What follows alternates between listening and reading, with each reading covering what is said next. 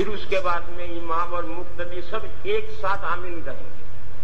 یہ سب امام اور مقتدی ایک ساتھ آمین کہہ سکیں اس لیے وَلَضَّالِّينَ کے بعد سکتہ ہے.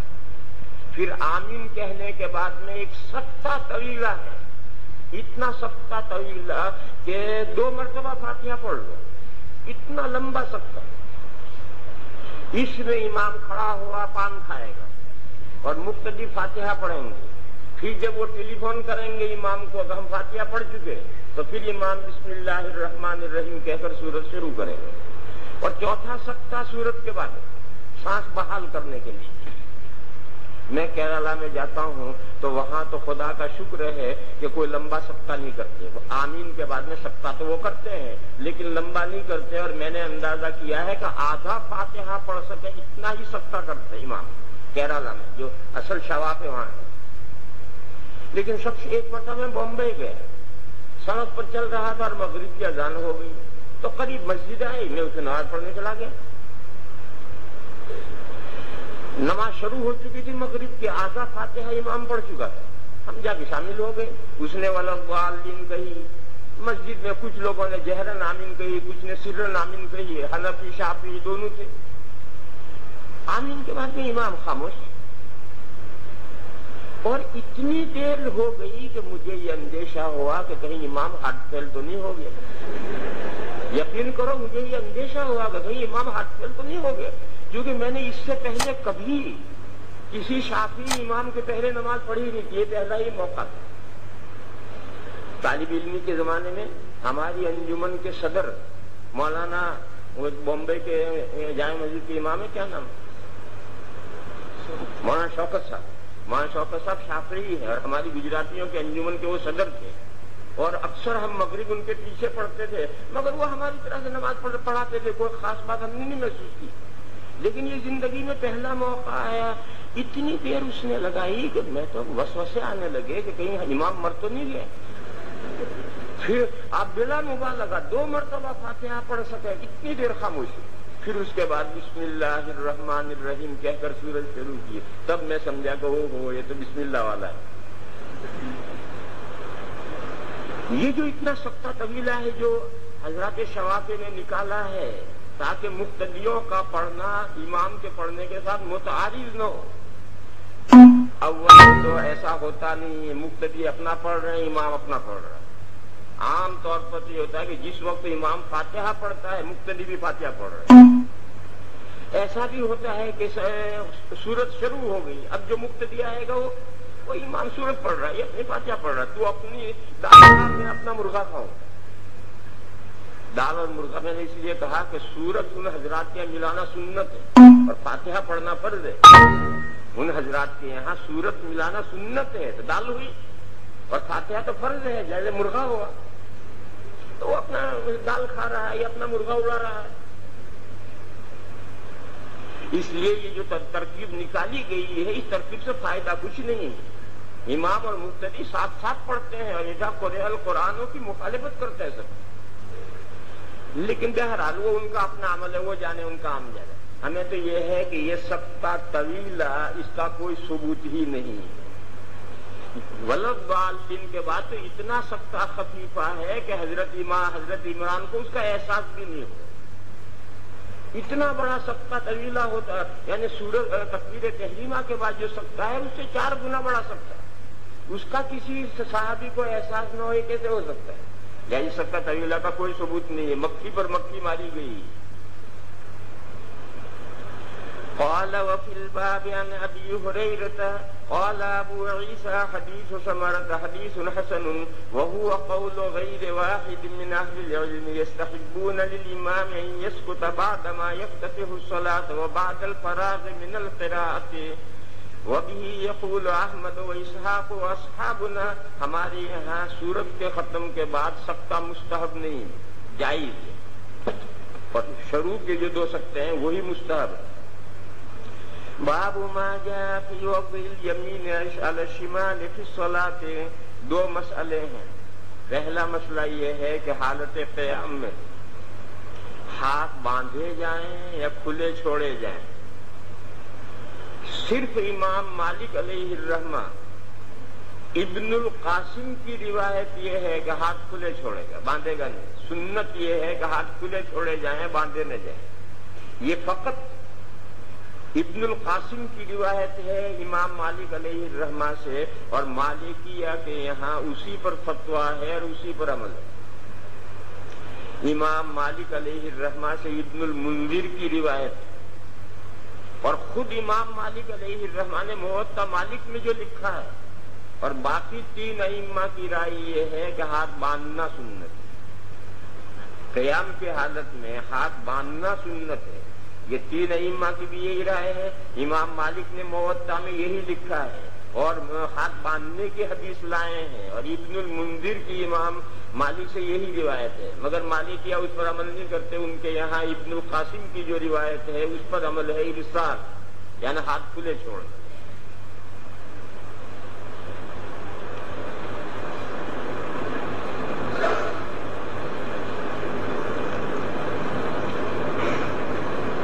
ہاتھ باندھنے کے سلسلے میں 20 روایتیں ہیں، جن میں سے 2 مرسل ہیں، 18 مرفوع روایتیں، اور ارسال کی کوئی روایت نہیں. پھر امام مالک علیہ الرحمہ نے یہ قول کیوں کیا ہم نہیں جانتے کیوں کیا. خود امام مالک نے موطا میں ہاتھ باندھنے کی روایت درج کی ہے اور ہاتھ باندھنا ہی سنت بتایا ہے. پھر جو دوسری روایت ہے ارسال کی، وہ کس بنیاد پر ہے معلوم نہیں ہمیں. مالکیہ نے اس کو کیوں اختیار کیا ہمیں نہیں معلوم. جاؤ پوچھو مالکیہ. ایک مرتبہ میں مسجد نبوی میں بیٹھا ہوا تھا، وہاں مغرب سے عشاء تک دینی پروگرام چلتے ہیں، اور ایک بڑے عالم ہیں وہاں کے. لوگ اپنے سوال لکھ کر کے ان سے پوچھتے ہیں اور وہ جواب دیتے ہیں، اور وہ لاؤڈ اسپیکر سے پوری مسجد میں سنائی دیتا ہے. تو میں ایک جگہ بیٹھا ہوا تھا، یہی سوال کسی نے کیا کہ مالکیہ جو ہاتھ چھوڑنے کا مستحب کہتے ہیں، سنت کہتے ہیں، ارسال کو اس کی کیا دلیل ہے؟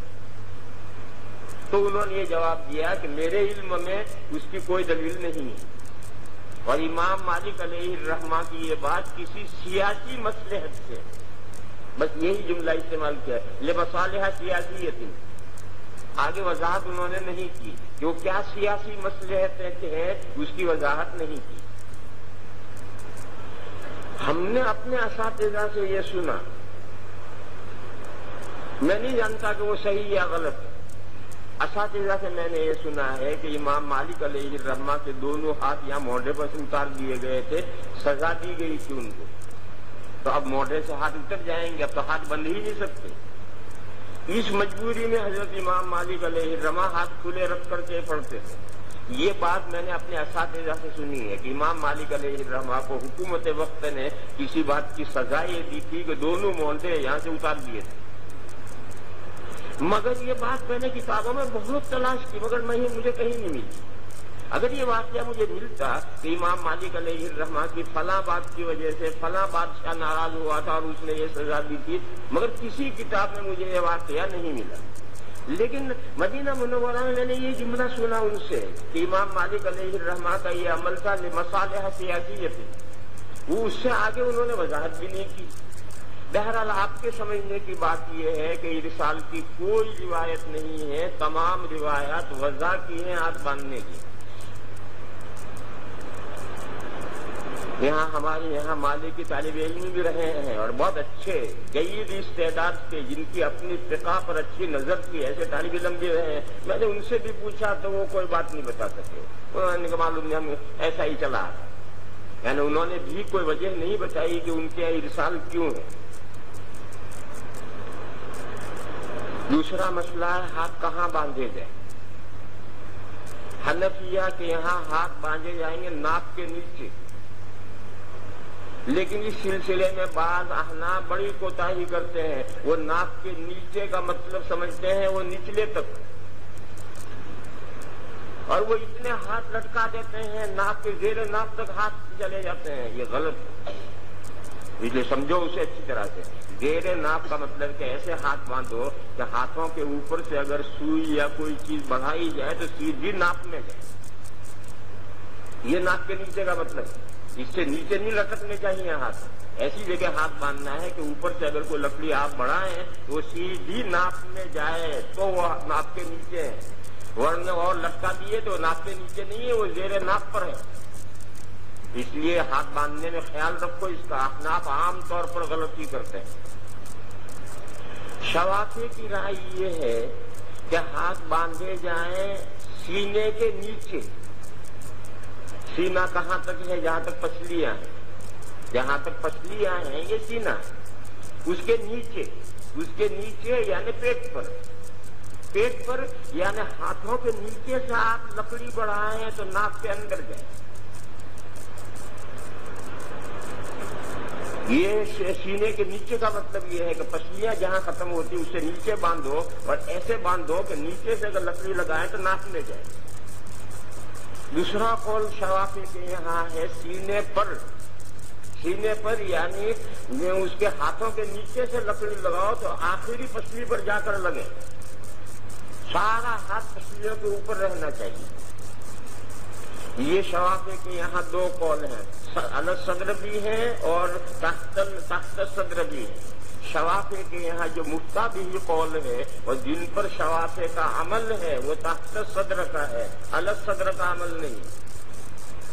تحت صدر وہ جہاں ان کے ہاتھ ختم ہوں گے وہاں سے احناف کے ہاتھ بندھیں گے. کوئی فرق نہیں، بس صرف اتنا ہی نقطے کا فرق ہے. اور علی صدری ہی شوافی کے اس پر عمل نہیں. امام احمد علیہ الرحمہ بھی اس مسئلے میں امام شافعی علیہ الرحمہ کے ساتھ ہیں، اور خود میں نے امام حرم کو دیکھا کہ وہ تحت صدر ہاتھ باندھتے ہیں، علی صدر نہیں باندھتے. ہمارے ہندوستان کے غیر مقلدین نے علی صدر ہی کو لازم کر دیا کہ علی صدر ہی ہاتھ باندھو گے تبھی نماز ہوگی اور نمازی نہیں ہوگی. یہ علی صدر ہی والا قول یہ ان غیر مقلدین نے چلایا ہے. ورنہ شوافی اور حنابلہ کے یہاں تحت صدر ہے یعنی فوق السرہ. تحت صدر کو یا فوق السرہ، اور احناف کے یہاں تحت صدر. اس کے بعد جاننا چاہیے کہ یہ جو ہاتھ باندھنے کی 20 روایتیں ہیں، ان 20 روایتوں میں سے کسی روایت میں یہ مضمون نہیں ہے کہ ہاتھ کہاں باندھے جائیں. بس ہاتھ باندھو، ہاتھ باندھو، ہاتھ باندھو، یہی مضمون ہے سب روایتوں میں. کہاں باندھیں یہ مضمون کسی روایت میں نہیں ہے. صرف حضرت وائل ابن حجر رضی اللہ تعالیٰ عنہ کی روایت میں یہ مضمون آیا ہے. حضرت وائل کے علاوہ کسی روایت میں یہ مضمون ہے ہی نہیں. اور حضرت وائل کی روایت 3 کتابوں میں 3 طرح ہے. صحیح ابن حبان میں علی صدری ہی ہے. یہ جو آپ کتاب میں روایت پڑھیں گے اسی روایت میں صحیح ابن حبان میں علی صدری ہی ہے. اور مسند بزار میں تحت صدری ہی ہے.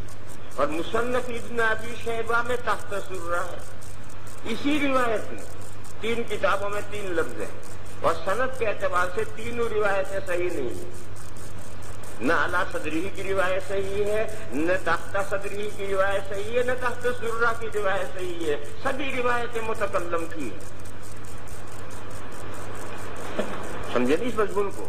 وضع ید کی جو 20 روایتیں ہیں ان میں سے کسی روایت میں محل وضع کا ذکر نہیں. صرف حضرت وائل کی روایت میں محل وضع کا ذکر ہے، اور اس میں بھی اختلاف ہے. 3 کتابوں میں 3 لفظ ہیں. صحیح ابن حبان میں علی صدری، مسند بزار میں تحت صدری، اور مصنف ابن ابی شیبہ میں تحت سرہ ہے. اور تینوں روایتیں صحیح نہیں ہیں. اب ائمہ کرام جو وضع کے قائل ہیں، امام مالک کے علاوہ جو 3 ائمہ وضع کے قائل ہیں، انہوں نے 2 باتیں پیش نظر رکھ کر کے ترجیح دی ہے. روایتیں تو سب صحیح ہے، اب ان میں سے کون سی لی جائے؟ تو 2 باتیں پیش نظر رکھ کر کے ائمہ نے ترجیح دی ہے. ایک اقوال صحابہ کو، اور دوسرا ادب کا پہلو کس میں زیادہ ہے. یعنی یوں ہاتھ باندھ کر کھڑا رہنا یہ ادب کی بات ہے، یا یوں ہاتھ باندھ کر کھڑا رہنا ادب کی بات ہے، یا یوں ہاتھ باندھ کر کے. یہ اپنا اپنا نقطۂ نظر ہے. ہر امام نے یہ سوچا کہ کسی کے سامنے اگر خادم با ادب کھڑا رہتا ہے تو اس وقت با ادب کھڑے رہنے کے لیے کہاں ہاتھ باندھنا زیادہ موزوں ہے. ایک تو اسے ائمہ نے پیش نظر رکھا ہے. اور ایک صحابہ کے ارشادات ہیں ان کو پیش نظر رکھتا ہے. دو اماموں نے صحابہ کے جو تحت صدر والے ارشاد ہے وہ سند کے اعتبار سے صحیح ہے ان کو لیا، اور ان ائمہ کی رائے یہ ہے کہ اس جگہ پر ہاتھ باندھنا یہ ادب کی بات ہے. حنفیہ نے دوسرے صحابہ کے ارشاد لیے اور ان کے نقطۂ نظر سے اس جگہ ہاتھ باندھنا ادب کے موافق. امام ترمذی علیہ الرحمہ ایک بہت اچھا جملہ ارشاد فرمائیں گے، الکل واسع، یہ بھی اوکے یہ بھی اوکے، تمہارا جی چاہو یوں کر لو، تمہارا جی چاہے یوں کر لو، خواہ جھگڑو مت، دنگا فساد مت کرو. وبه قال حدثنا قتيبة قال حدثنا أبو الأحوص عن سماك بن حرب عن قبيصة بن هلب عن أبيه قال كان رسول الله صلى الله عليه وسلم يؤمنا فيأخذ شماله بيمينه. بس کہاں باندھتے تھے وہ اس روایت میں بھی نہیں، یہی حضرت وائل کی روایت ہے، 3 کتابوں میں یہ لفظ پڑھے ہوئے. قال وفي الباب عن وائل بن حجر، نہیں تو میں نے غلطی کی، یہ جو روایت پڑھی گئی یہ تو حضرت حلب کی، اور حضرت حلب کیا وہ 20 روایتوں میں سے کسی روایت میں کہاں ہاتھ باندھے جائے یہ نہیں ہے. وفی الباب عن وائل ابن حجر ہے جس کو امام ترمذی نہیں لائے ہیں، یہ جو وائل ابن حجر کی روایت ہے اس میں 3 کتابوں میں وہ 3 لفظ ہیں. قال وفي الباب عن وائل بن حجر وغطيف بن الحارث وابن عباس وابن مسعود وسهل بن سعد. قال ابو عيسى حديثه بن حديث حسن والعمل على هذا من ہاتھ باندھنے چاہیے، والعمل على هذا عند اهل العلم من اصحاب النبي صلى الله عليه وسلم والتابعين ومن بعدهم يرون ان يضع الرجل يمينه على شماله في الصلاة. کہاں باندھنے چاہیے؟ وَرَأَى بَعْضُهُمْ أَن يَضَعَهُمَا فَوْقَ السُّرَّةِ، یہ فوق السرہ ہے، یہی تحت صدر ہے. وَرَأَى بَعْضُهُمْ أَن يَضَعَهُمَا تَحْتَ السُّرَّةِ وَكُلُّ ذَلِكَ وَاسِعٌ عِندَهُمْ. وَاسْمُهُ بن يزيد بن قنافة الطائي باب ما جاء في التكبير عند الركوع والسجود. 4 رکعتیں آپ پڑھیں گے تو 22 تکبیریں ہیں ان میں. مشکات میں حدیث ہے 4 رکعتوں میں 22 تکبیریں. گنیوں بیٹھ کر کے 22 تکبیریں کیسے ہیں؟ تکبیر تحریمہ سے لے کر کے نماز کے ختم تک 4 رکعتیں آپ پڑھیں تو ان میں 22 تکبیریں. یہ اسی صورت میں ہے جبکہ ہر جھکنے اور اٹھنے میں آپ تکبیر کہیں. ایک دور تھا جس میں بنو امیہ کے عمرا نماز پڑھاتے تھے تو جب اٹھتے تھے تو تکبیر کہتے تھے اور جھکتے تھے تو نہیں کہتے. وہ غلط عمل تھا ان کا. صحیح یہ ہے کہ ہر اٹھنے میں بھی ہے جھکنے میں بھی ہے. وہ 4 رکعتوں میں 22 تکبیریں ہیں اور اس کی صراحت موجود ہے مشکات شریف میں روایت ہے. وبه قال حدثنا قتيبة قال حدثنا أبو الأحوص عن أبي إسحاق عن عبد الرحمن بن الأسود عن علقمة والأسود عن عبد الله بن مسعود رضي الله تعالى عنه وعنهم. حضرت ابن مسعود فرماتے ہیں کہ حضور اکرم صلی اللہ تعالی علیہ وسلم تکبیر کہا کرتے تھے ہر جھکنے میں اور اٹھنے میں، ہر کھڑے ہونے میں اور بیٹھنے میں، اور حضور کی طرح سے شیخین بھی اسی طرح سے تکبیر کہتے ہیں. حضرت ابن مسعود کے دور میں بنو امیہ نہیں آئے تھے. حضرت ابن مسعود کا تو انتقال حضرت عثمان کی خلافت میں ہو گیا، اس لیے کوئی یہ خیال کرے کہ بنو امیہ کے اوپر نقد کر رہے ہیں، ایسا نہیں ہے. بنو امیہ کا بھی ماں کے پیٹ میں تھے سارے. قال كان رسول الله صلى الله عليه وسلم يكبر في كل خفض ورفع وقيام وقعود. وابو بکر کا ہے رسول اللہ پر، وابو بکر وعمر. وفي الباب عن ابي هريره وانس وابن عمر وابي مالك الاشعري وابي موسى وعمران بن حسين ووائل بن حجر وابن عباس. قال ابو عيسى حديث عبد الله بن مسعود حديث حسن صحيح. یہ جو تکبیریں ہیں یہ سنت ہے، کوئی نہ کہے تو اس سے نماز پر کوئی اثر نہیں پڑتا. والعمل عليه عند اصحاب النبي صلى الله عليه وسلم منهم ابو بكر وعمر وعثمان وعلي وغيرهم ومن بعدهم من التابعين وعليه عامة الفقهاء والعلماء. مصری نسخے میں اس کے بعد ہے باب منه آخر، یعنی اگلی جو حدیث ہے وہ نئے باب کے ماتحت ہے، مگر وہ نیا باب اسی باب سے متعلق ہے، باب منہ آخر۔